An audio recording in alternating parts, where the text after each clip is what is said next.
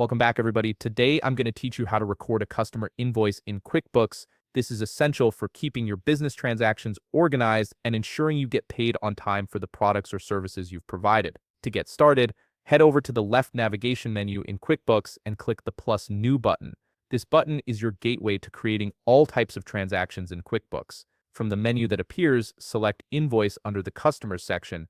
This will open up a blank invoice template ready for you to fill out. Next, you'll need to specify who this invoice is for. Click the Add Customer dropdown at the top of the invoice. If you've worked with this customer before, simply select their name from the list. If they're new, click plus Add New to create a fresh customer profile. This step is important because it links the invoice to the right customer account and ensures your records stay accurate. Once you've selected your customer, take a moment to verify their information, especially their email address. QuickBooks will use this email to send the invoice, so if anything looks outdated or incorrect, update it now. It's a small step that prevents delivery issues down the line. Now set your invoice date and due date. The invoice date is typically today's date, while the due date determines when payment is expected.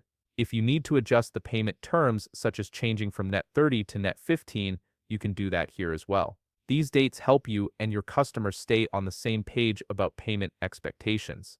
Moving into the invoice body, it's time to add what you're actually billing for. Click the drop-down under the Product Service column and select a product or service for each line item. This could be anything from consulting hours to physical products you've sold. For each line item, enter the quantity and rate. QuickBooks will automatically calculate the total for that line. If you need to add more items, simply click Add Product or Service to create additional lines.